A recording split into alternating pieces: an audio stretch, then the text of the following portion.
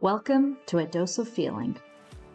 I'm Mushka, just a real human navigating the beautiful chaos of life. This podcast is about keeping it real, sharing my highs, lows, and the lessons that shaped me. It's a mix of stories, inspiration, and honest conversations, like chatting with a friend who just gets it. So get comfy and let's dive into this journey together. Let's feel it all.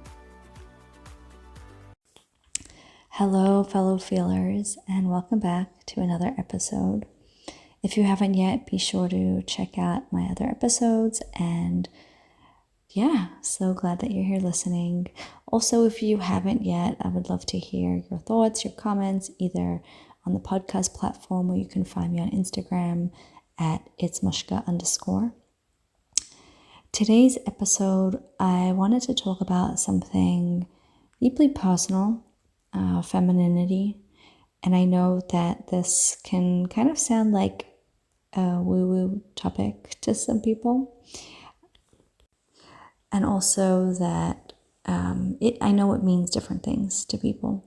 And for me as a woman, really stepping into my femininity and exploring and being in touch with it, it's a very personal journey. I find that it's really something to me, and I hope that if you are listening to this, you can take what you can from it, and also listen out to what you need to hear in order to experience this journey in your own way.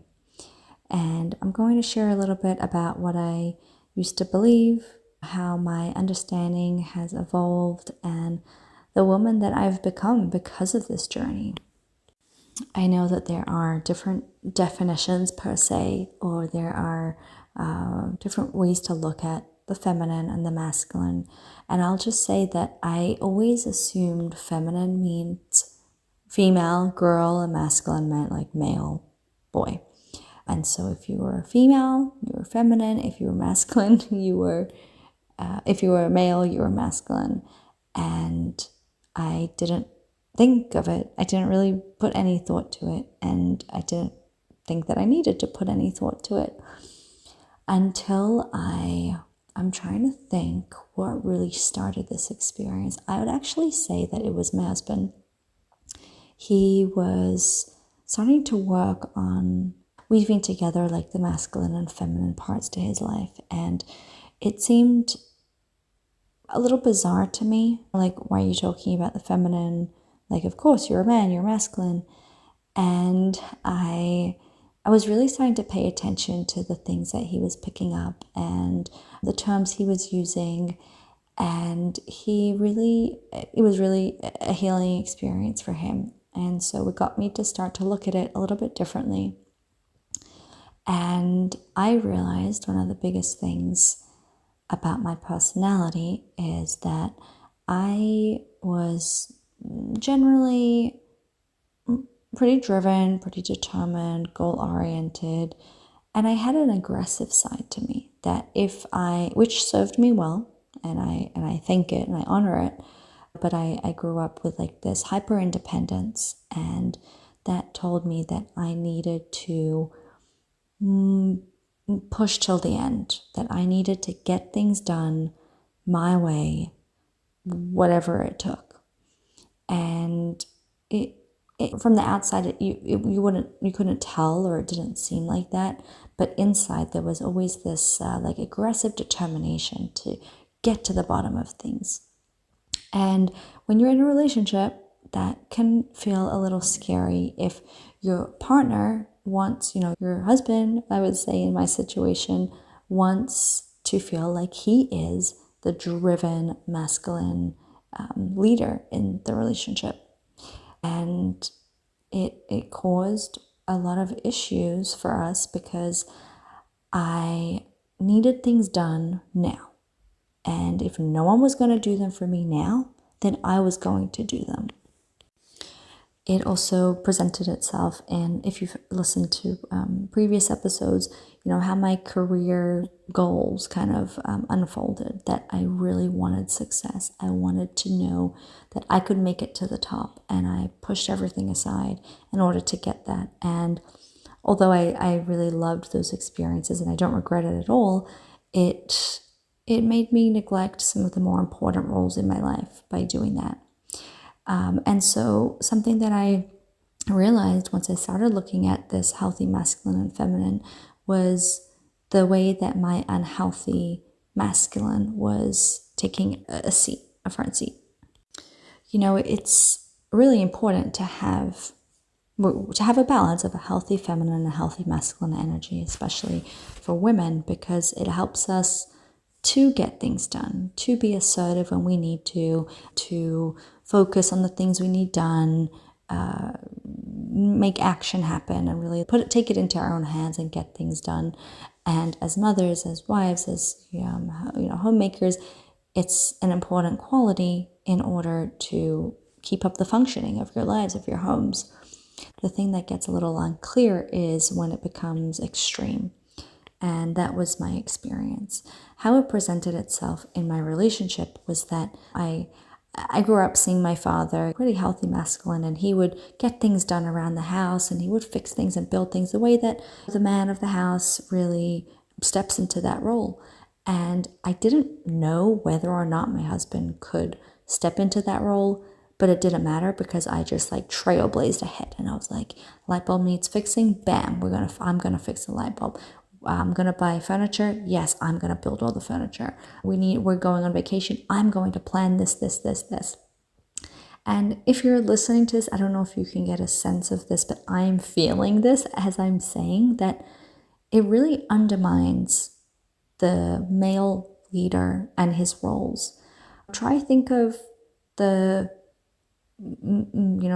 you're married, like your husband, the male figure in your home whose responsibility really is to take leadership and to be the doer and to produce, and is up to the feminine. Her role is to create the home and the mothering and ideas and nurturing, and it's much more gentle. So like I said, obviously there is a balance of both, and it needs to come out in a healthier way without it being too extreme, because you get that imbalance. And what I found in particularly in my relationship was that I wasn't giving my husband even the space or the ability to step into his role, and I just assumed for many years that I was the doer. Yes, he went out and he provided for the family, but if I really wanted to get things done and get to the results and get to goals, I had to be the one to make it happen for all of us. And obviously you can imagine how this leads to an unhealthy relationship, and even more so undermining the real value of my husband. And I didn't realize, and we didn't realize, the toll that this was having. And I don't know if necessarily it was one of us wasn't in our natural energy, so the other person had to overcompensate, but there was this imbalance and at times a lot of resentment. I didn't give myself the chance to find out whether my husband could step in for me, because I just did it without waiting. And again, going back to this hyper independence, and I had to fend for myself pretty young, and I took that into my marriage, and I was like, I'm just going to fend for myself, because I had a hard time trusting, and I had a hard time leaning on others, relying on others, and I was just going to really make it happen, whether or not someone else could do it for me. And I wonder I know this today, that if I would have waited, if I would have asked, even the other day, I had my pendants in my kitchen, two of the light bulbs blew out, and I pushed it off, and I didn't bother to ask my husband. I didn't even bother to do it. I didn't care that much. And my husband was away, and I was like, you know what, let me order the light bulbs. And I just jumped on the island and I fixed it myself. And my husband came back and he saw the light bulbs on the island, and he's like, why didn't you ask me to change the light bulbs? You could have just asked me. And I realized that I like some old patterns where I'm like, I don't know why in my mind, it's like, why go through the process of asking and waiting when, yes, I can just do it myself. But imagine how empowering it is to turn to your husband and say, hey, sweetie, I really need help with the light bulbs. Do you mind twisting them in? Do you mind climbing up on the island? Do you mind buying the light bulbs for me? And they're in a role of giving and service to you. And I know now that that is so much more empowering for our relationship. I'm trying to think back to, I went on a retreat last year, and I was sitting in a circle of men and women, and I was sitting around some of the most incredible women. They were so in their feminine, and at that time I didn't really know what that was. I just knew that I was really drawn to this like goddess like empowerment that they were displaying, and they were so gentle and calm, and I had really been working towards that for a while. And I talk about this in previous episodes about really slowing down and feeling and being rather than doing. And doing is fine. We have to do things all the time. But I have found that it's more about how am I doing? Am I doing things gently from a place of feeling, knowing, and being? Or am I doing because of this aggressive piece? So anyways, I had really been working on up until I went to this retreat for about a year or so, really slowing down, finding the things that I enjoy, my creativity, listening to my body. And I saw these women, and they embodied like what I wanted to be. I wanted to just step into a space that was so grounded and loving and authentic. That's what it felt. It felt really authentic. I was talking to one of them, this incredible person I'm really close with, and I said, I really want to be like this. I want to be more in my feminine, but I have a hard time because I'm scared my husband won't be in his masculine if I'm too in my feminine. I'm scared to let go in a way. I'm scared to let go and trust that someone else can take care of everything else. And she said, that only happens when you let go. He can be in his masculine fully when you're in your feminine fully. And to me, it sounded like a double-edged sword. Like, I have to wait for him. Like, you know what? I have to sit back and trust the process. And really, that's what it is. That's what the feminine is. Trusting the process, showing a gentleness and an ease with life. And it doesn't mean you obviously have that masculine aspect within you, and the healthy masculine is still getting things done. We create, we birth, we cook, we do all of these things just in our natural roles of our roles as women or in society. And it's allowed to be there. It's okay. It's meant to be there. And at the same time, stepping back, vulnerability, compassion, playful. That's a really big part of something that came up for me over the last few months, is that this playfulness, feminine, like this inner child kind of being, like think of a child, think of a little girl just running around and having fun. And I think of my daughter, she's 6 and she is free-spirited. That's the only way I can describe her. She is in her world and she's having a great time, and she's flowing and moving, and she's so gentle and compassionate. And yes, she has this fiery side to her, which is incredible and really helps her get to what she wants. And but that's who we are. And I just want to pause for a second, if there are any men listening or anyone that really wants to understand the healthy masculine within the male role. And, it looks how you would imagine when people say like, oh, he's a man, he's a real man. And what can that look like in a male? And obviously the men do also need a healthy feminine side. And that is as well exploring their playfulness and tapping into their creativity, because we all have that creativity and that grounded energy. Men, we don't always look at as super grounded. And I can tell, a healthy man is someone who balances that feminine grounding with the masculine, holding space and present and safety and the father energy and things like that. And I want to also say, I've gotten comments over the years, you're so quiet, you're so shy. And yeah, I was really anxious and in my head and not such great confidence.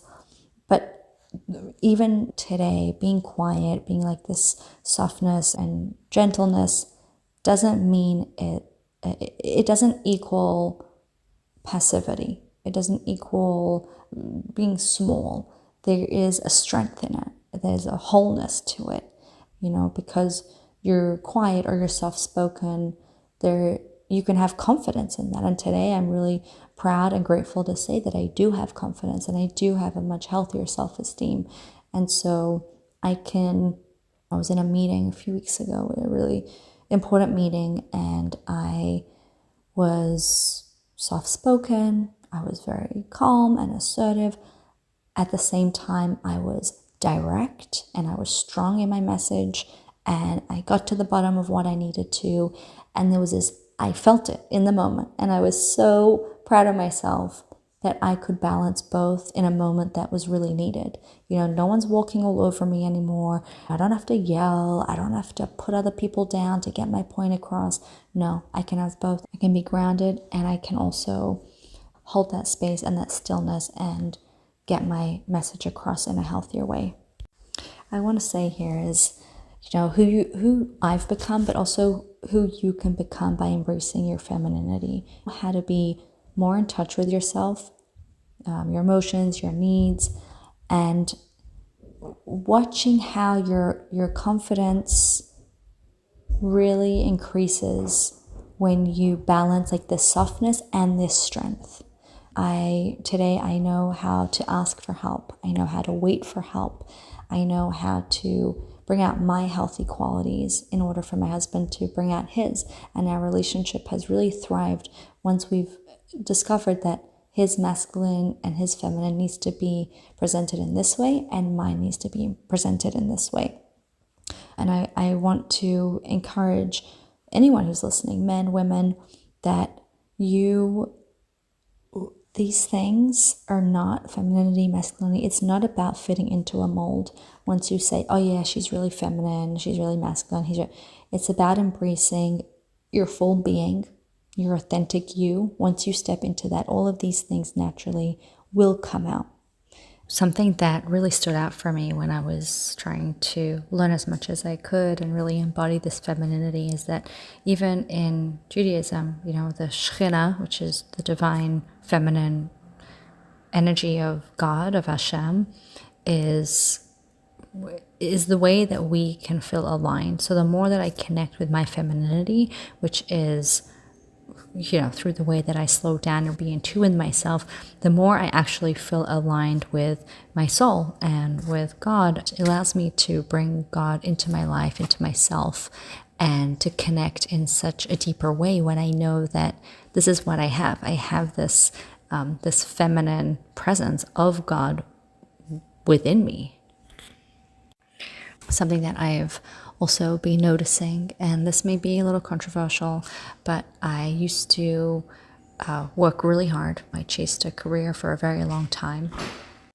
And part of my big realization once I let go of this chase of trying to make it to the top in career and success was that I created life, I birthed, I had this incredible power to bring my children into the world. And part of that big realization that I had was that it was no longer like an external satisfaction or achievement, but it was a deep, sacred ability to give life to my children, to nurture and to create, to birth, to raise these children. And I felt a pull inside me, like it was this my soul in a way was calling me back. There isn't anything wrong with letting go. Femininity doesn't mean to let go of your success or your drive or your career. It just means to redefine it in a way that aligns with you. And for me, that was making that choice to live a life that felt more fulfilling than the way that I had been living my life in such a driven way. It felt very masculine and too structured in a way, and I craved a flow, a really gentle flow. So yeah, my most meaningful creations and work was here in my home, in my children that I created, and the presence that I give to them today.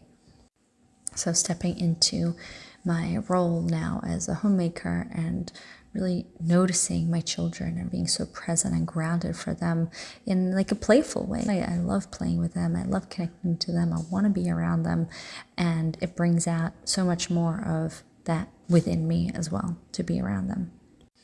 I'd say that it's about redirecting what you want to what feels most aligned. Also, the masculine energy has to be ready to hold the feminine. The feminine is more playful, it is more creative, explorative, sometimes all over the place, and the masculine has to be ready to hold space for all that flowing energy. And yeah, I'll leave you with a few things that you can probably think of. While I'm at it, I'll leave you with some practical tools. There's a lot of research and modalities out there that can help you tune into your body, because I have found, especially for the feminine part, is that it thrives in the feeling. It's not the doing and the thinking, it's the feeling. And so being in that feeling of your body, the breathing, yoga, movement, really allows you to notice what you need and what you want. Another thing is owning your voice, your truth, your boundaries, and it's standing in your power, feeling confident in who you are and what you have.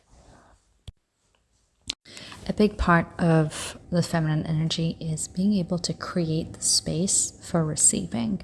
So that entails slowing down, receiving love, receiving help and pleasure without any guilt.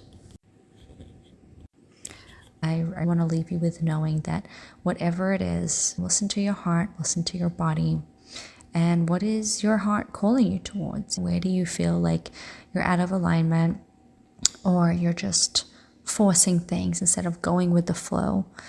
And perhaps think of what it would look like to just soften, to slow down, to trust. And yeah, I'd love to hear your thoughts. Let's continue the conversation any other way. Honor yourself, trust it, and as always, feel your feelings. Thank you for being here, and have a great day.